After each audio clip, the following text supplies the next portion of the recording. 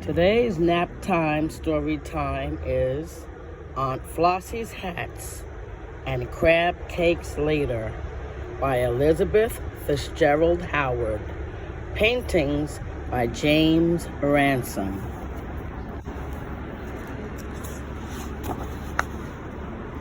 Aunt Flossie's Hats and Crab Cakes Later.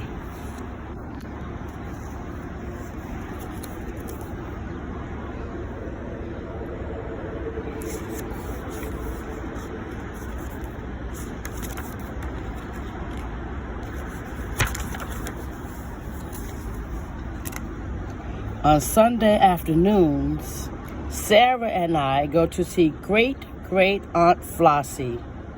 Sarah and I love Aunt Flossie's house. It is crowded full of stuff and things, books and pictures and lamps and pillows, plates and trays and old dried flowers and boxes and boxes and boxes of hats.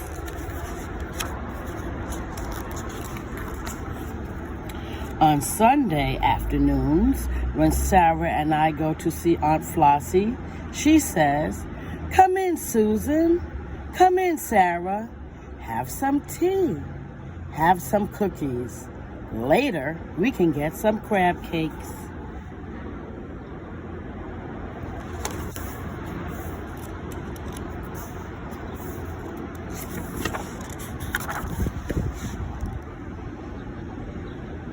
We sip our tea and eat our cookies. And then Aunt Flossie lets us look in her hat boxes.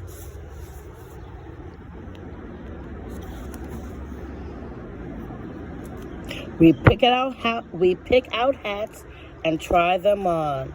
Aunt Flossie says they are her memories, and each hat has a story.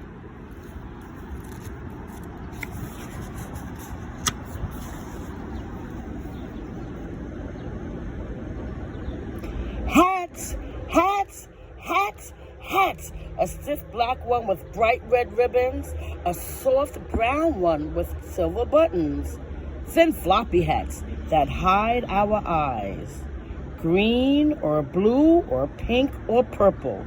Some have fur and some have feathers. Look, this hat is just one smooth, soft rose. But here's one with 1,000,000 trillion flowers. Aunt Flossie has so many hats. One Sunday afternoon, I picked out a woolly winter hat, sort of green maybe. Aunt Flossie thought for a minute. Aunt Flossie almost always thinks a minute before she starts a hat story. Then she sniffed the woolly hat. "Just a little smoky smell now," she said. Sarah and I sniffed the hat too. "Smoky smell, Aunt Flossie?"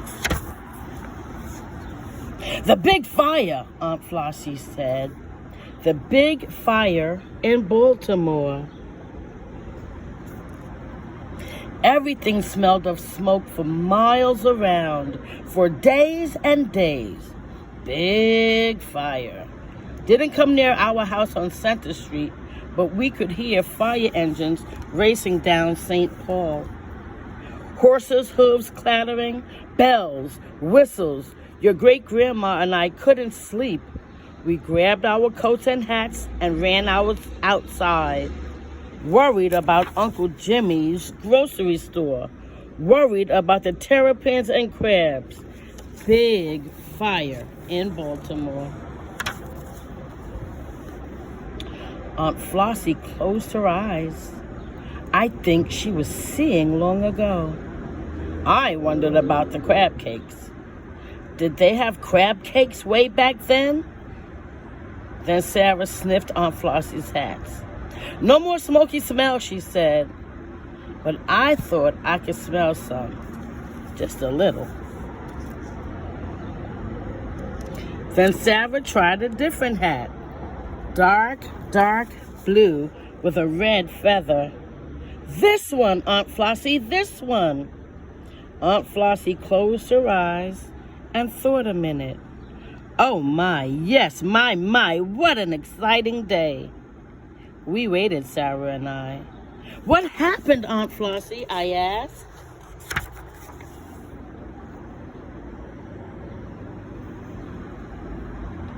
Big parade in Baltimore. Ooh, parade, said Sarah. We love parades. I made that hat, Aunt Flossie said, to wear to watch the big parade. Buglers bugling, drummers drumming, flags flying everywhere. The boys, soldiers, you know, back from France, marching up Charles Street, proud. Everyone cheering, everyone shouting, the Great War was over. The Great War was over. Let's have a parade, I said. Sarah put on the dark blue hat. I found a red one with a furry pom-pom. We marched around Aunt Flossie's house. March with us, Aunt Flossie, I called. But she was closing her eyes. She was seeing long ago. Maybe she's dreaming about crab cakes, Sarah said.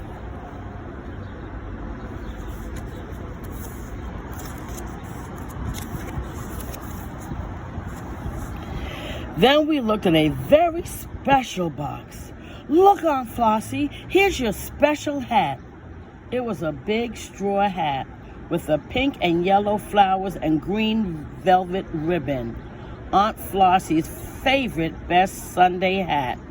It's our favorite story because we are in the story and we can help Aunt Flossie tell it.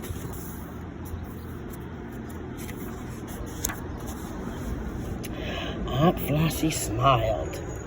One Sunday afternoon, she said, we were going out for crab cakes. Sarah and Susan and Mommy and Daddy, I said. And Aunt Flossie, said Sarah. Aunt Flossie nodded. We were walking by the water, and the wind came. Let me tell it, I said. The wind came and blew your favorite best Sunday hat. My favorite best Sunday hat, said Aunt Flossie. It landed in the water. It was funny, said Sarah. I didn't think so, said Aunt Flossie. And Daddy tried to reach it, I said, but he slid down in the mud. Daddy looked really surprised, and everybody laughed. He couldn't rescue my favorite hat, my favorite best Sunday hat, said Aunt Flossie. And Mommy got a stick and leaned far out. She almost fell in, but she couldn't reach it either. The water rippled, and your favorite best Sunday hat just floated by like a boat.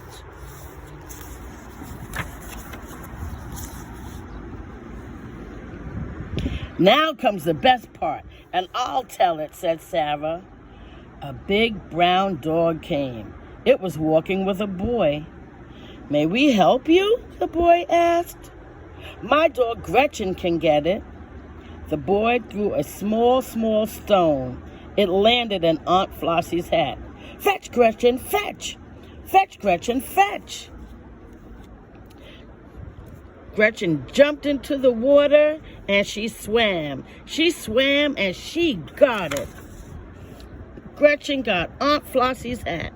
Hooray for Gretchen! We all jumped up and down. Hooray for Aunt Flossie's hat!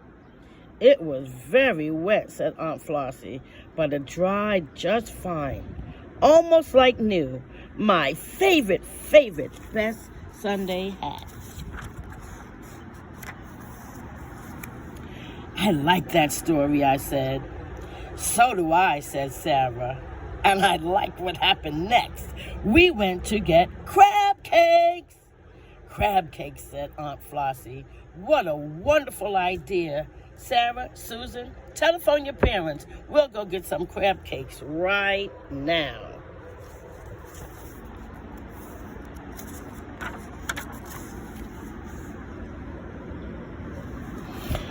I think Sarah and I will always agree about one thing. Nothing in the whole wide world tastes as good as crab cakes. But crab cakes taste better after stories. Stories about Aunt Flossie's hats. And you know what's even better after that? Taking a nap.